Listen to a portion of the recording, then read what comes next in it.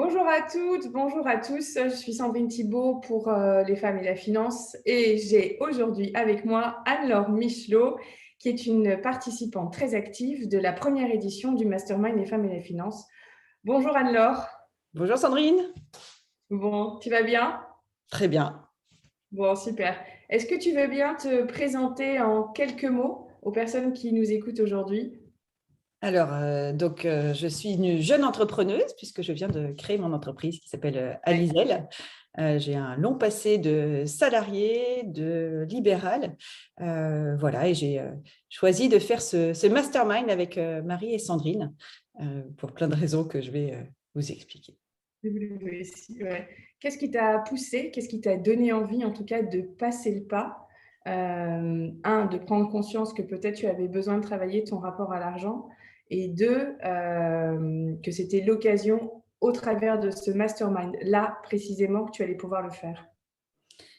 Eh bien, quand j'ai décidé de créer mon entreprise, j'ai quitté la sécurité du salariat, 25 ans à peu près de salariat, et de me dire mon salaire il tombe tous les mois et c'est tranquille.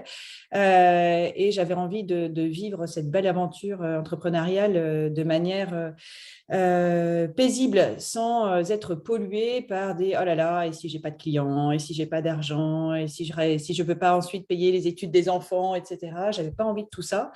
Et comme c'est un sujet qui m'a toujours un peu suivi et poursuivi même pendant mes anciennes fonctions, je me suis dit qu'il y avait certainement quelque chose à aller gratter là et que les choses n'arrivaient pas par hasard, puisque je lançais ma boîte il y a 2 mois et qu'on a commencé le mastermind il y a 2 mois. Donc je Donc, me ça suis dit que tombait. voilà, c'était tout aligné. Oui, le timing était plutôt bon en termes de synchronicité pour toi. Complètement. Ok. Ouais. Et qu'est-ce que tu y es concrètement venu y chercher dans ce mastermind? Alors, j'avais un peu tendance à, moi, ne pas regarder tout ce qui était financier, alors pour plein de raisons, hein, des croyances, pas forcément très à l'aise. Et puis, voilà, bon, on avait des sous, donc c'était confortable. Et donc, je regardais pas trop. Mais voilà, si on prend un peu l'image d'une voiture, bah, finalement, quand on regarde, voilà, quand tout va bien, on regarde pas et puis on se dit juste tout va bien. Quand ça va pas, bah, potentiellement, c'est un peu la galère. Et ben, j'avais envie de sortir de ça et de me dire, bah, si tout va bien, j'ai envie d'être contente que tout aille bien et d'être au clair avec moi-même sans me dire, oh là là, tu gagnes de l'argent, c'est pas bien. Enfin, faut pas en parler surtout parce que, voilà, pour plein de raisons. Et puis, si c'était un peu dans le rouge, ce qui n'arrivera pas, mais si c'était un peu dans le rouge, de pouvoir être aussi confortable et avoir les outils pour être en capacité de réagir sans me dire que ma vie professionnelle était un échec et donc que j'étais moi-même un échec. Donc, il y avait vraiment plein de choses à la fois perso et pro que j'avais envie d'aller chercher là-dedans. Tout ça, c'est un sujet qui est très intriqué, en fait. L'argent, c'est un support qui permet d'aller intriquer plein d'autres sujets. Ce que tu dis là aussi, c'est que tu as pu remettre de la conscience sur tes actions en termes d'investissement, en termes de finances et en termes de rapport à l'argent. Et c'est vrai que c'est tout un sujet de pouvoir agir de façon très consciente sur les actes financiers que l'on pose. Et ce que tu dis, toi, très justement, Anne-Laure, c'est que cet acte ou cette façon de se poser, la posture que l'on a, elle se déploie largement au-delà de notre rapport à l'argent. Elle a un véritable impact dans nos vies perso et dans nos vies pro, au-delà du rapport à l'argent et à la finance. Est-ce que tu as envie ou est-ce que tu as un ou deux exemples à nous livrer là sur ce sujet-là, par exemple? Alors, il y a quelque chose, moi, qui m'a vraiment, vraiment marqué et apporté, c'était la notion de dépense. Moi, je ne suis pas très à l'aise, je gagne très bien ma vie, mais je ne suis pas très à l'aise avec le fait de dépenser. Je suis la reine des promotions. Je me cache le nombre de paquets de Belvita, enfin, non, on ne fait pas de pub, mais que j'ai pu acheter, soi-disant, par erreur de drive. Donc, non, ce n'était pas une erreur, c'était vraiment une méga promo. Je n'étais pas à l'aise avec tout ça. Et un des éléments un peu clés, d'ailleurs, c'est toi qui me l'as donné, Sandrine, c'est mais quand tu fais une dépense, fais-le avec joie. Oui, je paye mes impôts avec joie. Je paye les 800 € de courroie de distribution avec joie. Mais fais-le, prends une autre posture et c'est de l'investissement. Et effectivement, ta courroie de distribution, eh ben, elle te permet finalement d'aller faire peut-être un super road trip au fin fond de l'Auvergne ou autre. Quelle est l'intention et à quoi ça va te servir? Et cette notion d'investissement, elle est vachement importante puisque là encore, dans mon activité entrepreneuriale, ben, on est couteau suisse, mais moi, je sais faire plein de choses, mais je ne sais pas tout faire. Et j'ai donc, par exemple, sous-traité à une copine mon identité graphique, enfin l'identité graphique d'Alizelle. Mais j'ai payé ma première facture, mais avec une joie vraiment immense, parce que c'était un super boulot. Et puis, je me dis, ben, j'investis pour l'avenir et je ne suis pas dans une notion de dépense. Et ça, c'est hyper différent et je l'applique évidemment dans ma vie pro, mais aussi dans ma vie perso. Tiens, j'ai envie de m'offrir un super massage tout bien relaxant. Et ben, j'investis aussi sur mon outil de travail qui est moi et pour me faire plaisir à moi. Je ne suis pas dans oh là là, mais il faut quand même, ça coûte cher. Est-ce que 70 € pour 60 minutes, si je compte le temps de déshabillage et d'habillage, c'est pas vraiment 60 minutes. Voilà, je suis complètement sortie de ces logiques-là qui étaient les miennes et ça, c'est une sacrée liberté. C'est vraiment, c'est hyper chouette.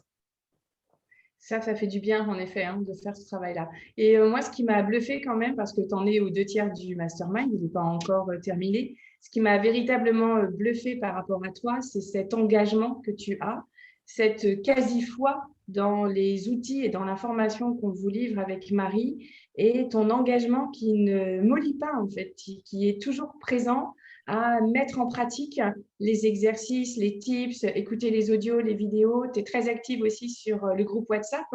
Et ça, c'est quelque chose qui est très important. C'est-à-dire que nous, on dit avec Marie que quoi qu'il arrive, ce qu'on livre, c'est important, c'est intéressant, ça touche. Mais s'il n'y a pas de mise en pratique personnelle, s'il n'y a pas d'appropriation des outils qui sont livrés, ça ne sert à rien. Si on le comprend mentalement très bien, ce sont des outils qui restent au demeurant assez simples. C'est vraiment la mise en œuvre et l'intégration personnelle et la danse avec ces outils-là qui fait que la magie opère. Est-ce que toi, tu veux nous parler de ce que tu peux faire, par exemple, dans une routine quotidienne par rapport à ton rapport à l'argent, ce que tu as envie de livrer, ce qui n'est pas de l'ordre de trop intime pour toi, évidemment, et qui te fait avancer? Alors après, c'est vraiment ce mastermind, c'est du taf. Je pense qu'il faut être, je parle pour les prochains et les prochaines qui feront, c'est vraiment du taf à tous les niveaux, c'est extrêmement bougeant partout parce qu'on vient évidemment toucher à des choses aussi très personnelles de notre vécu, etc. Voilà, après moi, je fais les choses avec engagement par habitude. Je suis une très, très bonne élève.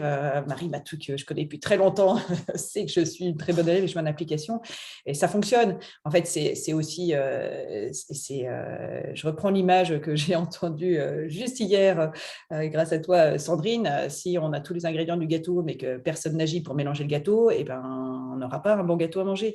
Donc, il y a vraiment du temps à passer. En fait, je l'ai inclus dans ma routine. Moi, je commence plutôt, une fois que tout le monde est à l'école, je suis à 8 h du mat devant mon PC et j'ai quasiment entre 3/4 d'heure et 1 heure où je fais les exercices, je fais mes comptes, ce que mon père a essayé de m'inculquer pendant 25 ans et que je n'ai jamais voulu faire.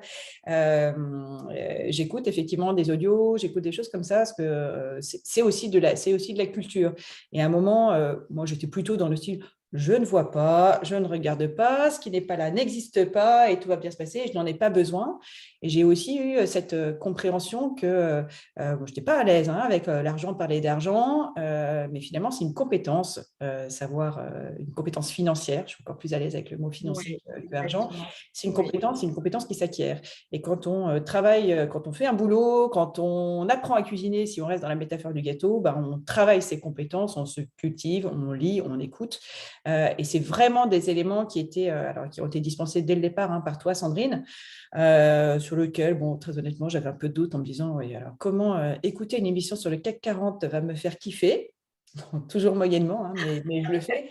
Et finalement, non, mais finalement, ça vient participer aussi, parce que j'ai vu que le CAC 40 a explosé, c'est pour ça que je fais ma crâneuse avec ces informations-là. Mais c'est vraiment en développant ces compétences-là que le rapport à l'argent change, en fait. On vient le comprendre. L'argent, j'ai aussi vraiment compris, c'était aussi une énergie, que ça bougeait, ça venait aussi de façon très différente et pas simplement par le travail. On a beaucoup parlé des croyances et je gagne ma vie. Non, je ne gagne pas ma vie est différente de l'argent que je gagne au service de ma vie. Donc voilà, et il faut expérimenter, il faut ancrer, sinon ça ne sert à rien et ça serait dommage parce qu'effectivement, il y a de l'investissement, on a la chance d'avoir un tout petit groupe pour commencer et qui est vraiment chouette. Il y a beaucoup d'énergie et de temps passé aussi par toi et Marie et c'était aussi pour moi une façon de respecter l'engagement que vous aviez vous.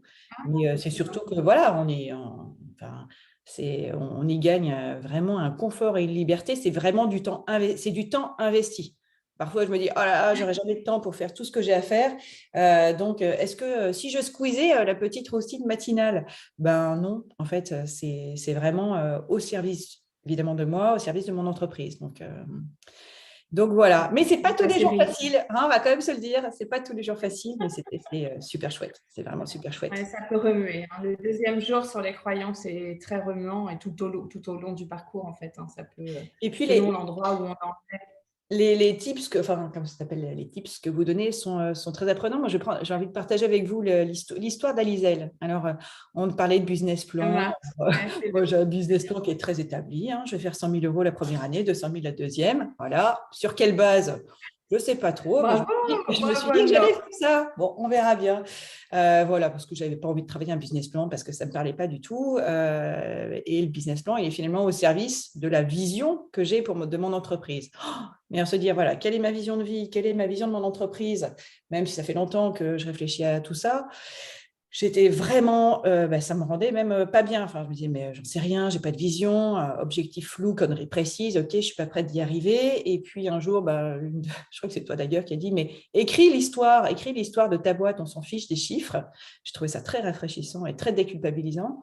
Et je me suis posée sur une plage et j'ai écrit. Créatif, ça permet vraiment d'ouvrir un petit peu les champs des possibles. Voilà. On n'est pas comme le disait Elisabeth, on n'est pas devant un tableur Excel à remplir des cases en fait. On pète les cases. C'est ça l'intérêt. Donc j'ai écrit l'histoire d'Alizelle et c'était juste un moment extraordinaire parce que j'ai pu y mettre tout ce que j'avais envie d'y mettre. Et voilà, et c'est aussi ça qui fait que dans les outils que vous nous donnez, on a envie aussi de les expérimenter parce que ça nous permet d'avoir une posture différente, de sortir d'un cadre qui n'était pas forcément le mien. Alors, j'ai un expert comptable, hein, j'en suis ravie, mais pour autant, ce n'était pas ce qui me faisait triper énormément. Et ça donne finalement aussi envie de continuer en se disant, mais effectivement, c'est super chouette et je suis super heureuse d'avoir pu écrire l'histoire d'Alizelle, chose dans ce qui me donne la vision, en fait, hein, ce qui me donne des perspectives, parce que je serai une conférencière de renom dans quelques années. Donc, c'est très, très, très, très, très, très chouette. Ah, super. Merci beaucoup, Anne-Laure, de ce témoignage. Est-ce que pour conclure, tu as envie de livrer quelque chose aux participants des prochains masterminds? Eh bien, j'ai envie de vous dire, vous avez bien de la chance parce que moi, je recommencerai bien à zéro. Vraiment, allez-y. Il y a chacun y trouve des choses différentes.